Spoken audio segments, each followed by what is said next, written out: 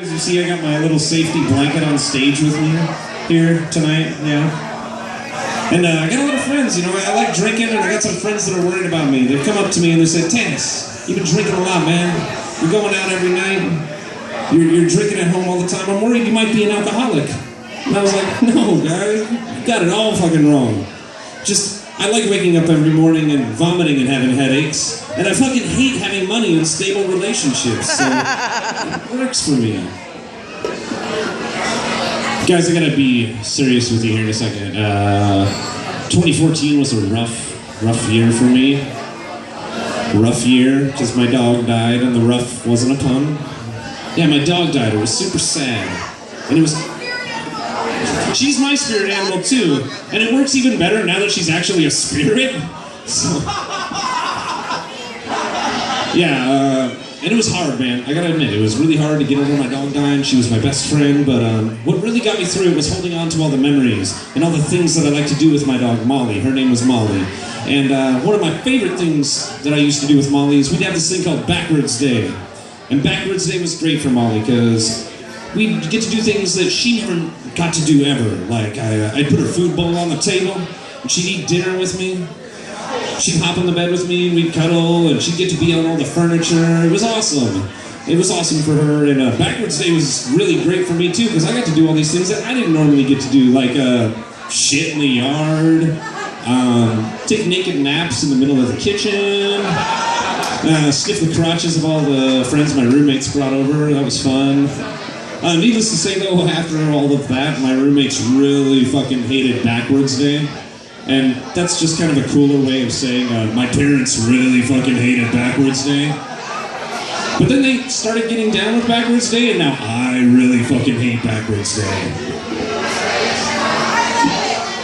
Got a couple observations for you. I grew up in a Christian home.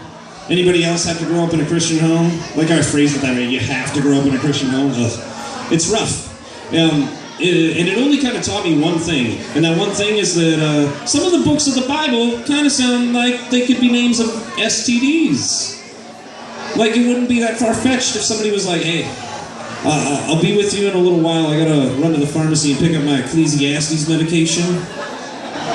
Or, holy shit, these Philippians are burning.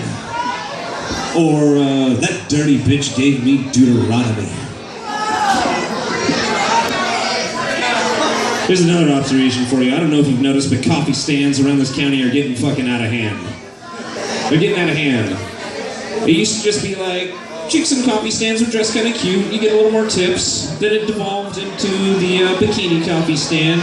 And now you got the coffee stands with pasties and just, they're pretty much naked. And I'm all about that. I love tits, don't get me wrong.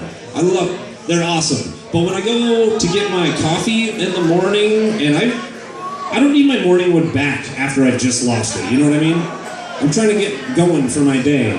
And really, when is it going to stop? How far are these coffee shops going to go? Pretty soon, you're going to be going for coffee in the morning. You're going to have to choose between the Foot Fetish Cafe and Express Hull Espresso. But you know you're not going to go to those. The lines are too long. Even the line is shorter. One girl, 2 cups of Joe. No, 2 girls, 1 cup of... Shit all over that joke. Whatever. Those guys aren't paying attention in the back. Thanks for hanging with me, you people in the front. That's awesome. Yeah. Right on. All right. Real quick, one more observation. This is to all the women out there who might be breastfeeding right now, which kind of currently I hope is none of you, given the amount of beer I've seen go around tonight. But, I don't know, man. You should be able to feed your baby wherever you want, but, except in a restaurant. I'm sorry. You shouldn't be able to do it in a restaurant. Hang with me, just a second. Hold on. You shouldn't be able to do it in a restaurant. I work in a restaurant, and, the big thing for me is, no, hold on. The big thing for me is with breastfeeding in a restaurant is I'm like, hey, no outside food. And at least follow the gum rule in elementary school. If you're gonna bring enough to share for everybody. I don't know if they did feed Tully. I don't know. Why did you say that to me? Now I have all sorts of horrible imagery going on in my head. and I'm gonna be drunk enough to give you my number later, and let's try that out. All right, guys, I'm gonna leave you with this. So with the new year, and well, really last year's new year, let's be honest. All of us comedians are liars. I'll be honest about this one. I wanted to start reading more last year. Really wanted to start getting into reading more. I'm getting older, and I've ignored reading for the most part because I found it useless. Because what is reading for if there's symbols to tell you everything? Like you see a red octagon, stop. You see a green circle? Go! You see a little swooshy check mark? That means I'm gonna buy shoes and eat ramen for the next 2 months. But I wanted to start reading more, and it's funny because what got me into reading was a little television show called Game of Thrones. Do we have any Game of Thrones fans in the audience here tonight? A couple of you. Good. The rest of you are probably actually gonna get laid tonight. Good to hear. Game of Thrones is great. For those of you who don't know what it is, it's kind of like somebody took Lord of the Rings. They took Lord of the Rings, right? And they were like, all right, all these elves and dwarves and little midgets and orcs and stuff, get all of that out of here, and let's replace it with politics and fucking. But wait, hold the phone. One more midget. Let's keep one midget in there and have him do most of the fucking. I knew that's what he was gonna say. It's fucking awesome. I knew it. There we go. Woo! It's fucking great, and so this TV show got me really into the books. I bought these books, I read the books, and I was hungry to read more. So I had this friend of mine, this chick who was really into reading, and I was like, you got any suggestions?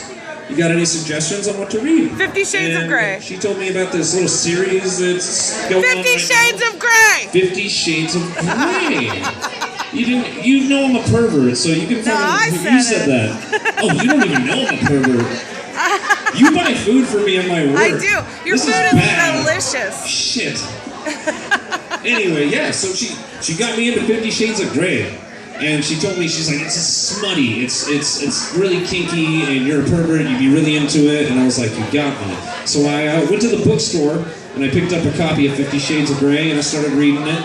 And man, I got really into it. I was flipping through it like page after page, and I mean, I got so into it that it's kind of embarrassing to admit, but as I was reading this book, I started masturbating. Woo! And let me tell you, I've never been kicked out of a Barnes & Noble so fucking fast in my entire life. All right, thanks for being on, you guys. Thank you very much. Let's get Neutral Boy on the fucking stage.